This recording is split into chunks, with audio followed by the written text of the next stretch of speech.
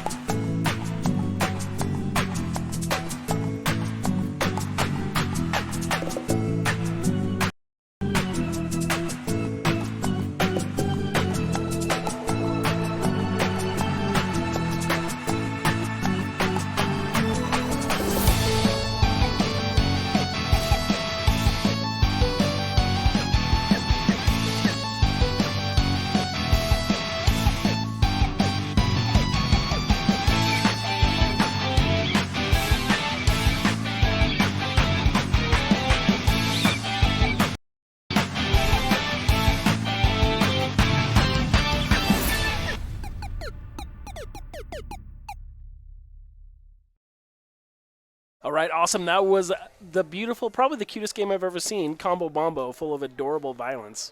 We have the team behind the development of Combo Bombo here right with us right now. And would you mind introducing yourselves and telling us a little bit about Combo Bombo and what it's about? Thanks, Gabe. We won't mind at all.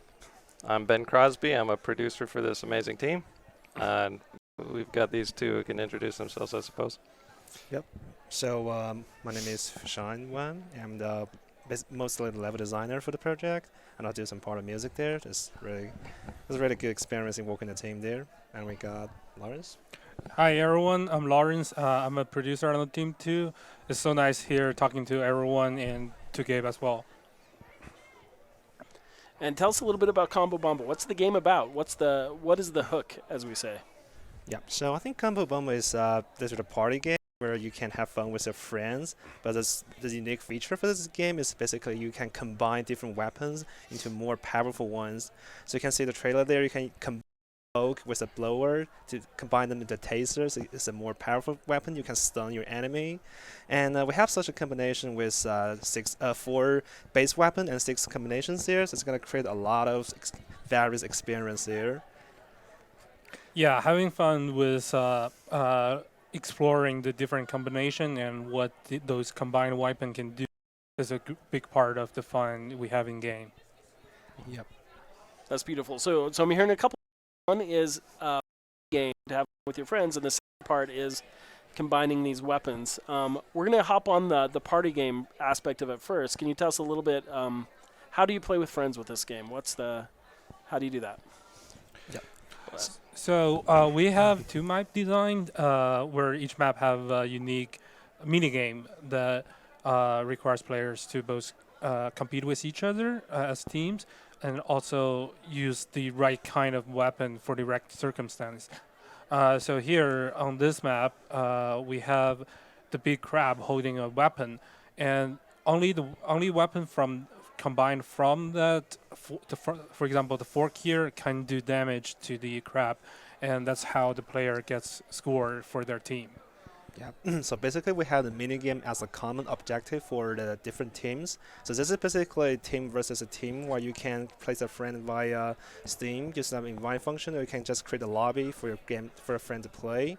And the common objective for the minigame is that every team can participate in, such as a little crab, the giant crab actually. You're going to use the specific weapon or weapon combination to defeat them, and whoever got the final blow got the most score. And you can win the score by doing the minigame, but also like defeating your enemy, and whoever got the most score in the end are going to win the game. That's right, and our system went through a lot of iterations, but we're finally settled on Steam to connect 3 players versus 3 players at a time, and it's working smoothly. Just don't get 3 or 4 computers on the same power outlet. It sounds like you've had that happen before. That's true.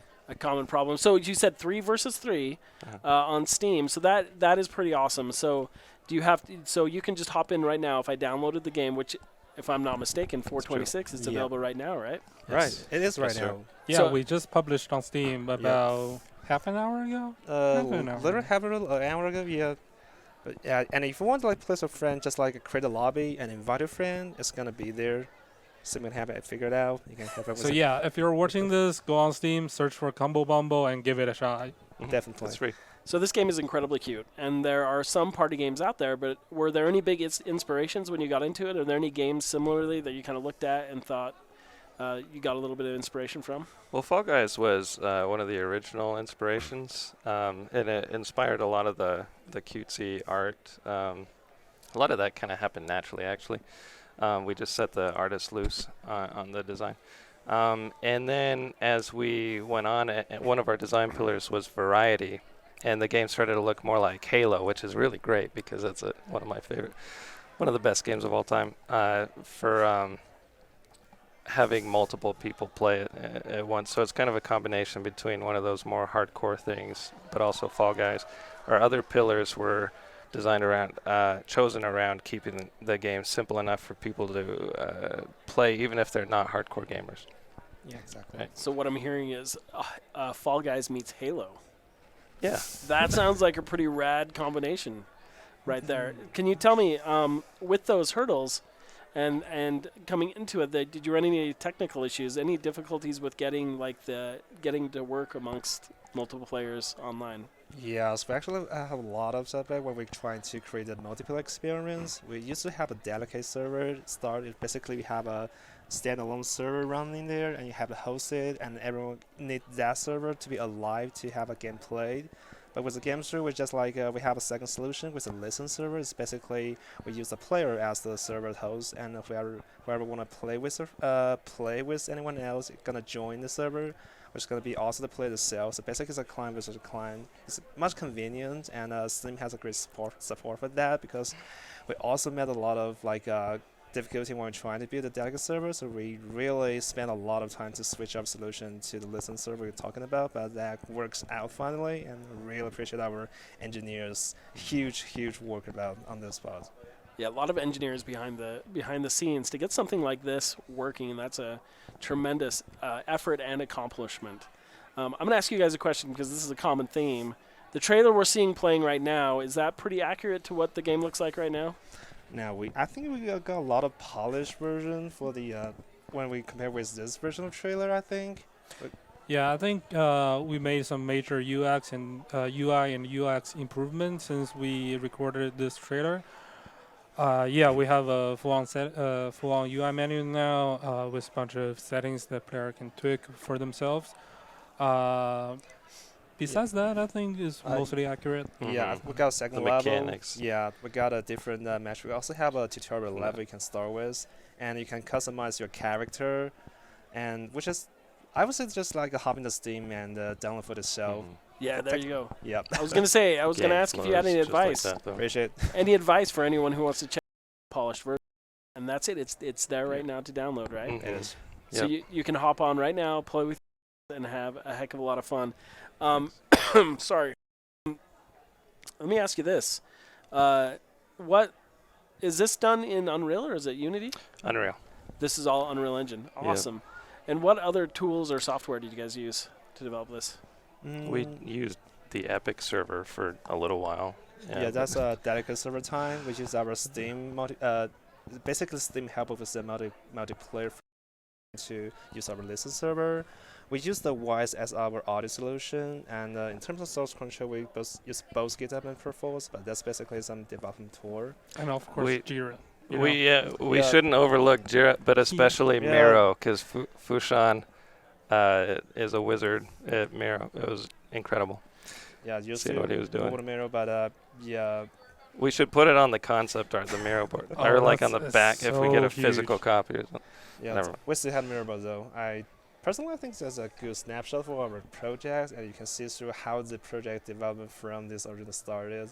I actually have a snap. I had a quick peek of our initial trailer when we did during our prototype phase, and it's just really different from the current version. I'm really glad to see the involvement there. It's actually super fascinating because I've asked that tools question from 3 different developers now, and it's all been kind of different. So what I'm hearing is a lot of time management software was used in the development of this, I imagine, with all the moving pieces, right? So after, kind of in hindsight, what is the, and this may be individual, what are the big lessons you learned from this experience? Just let Fushan do his thing.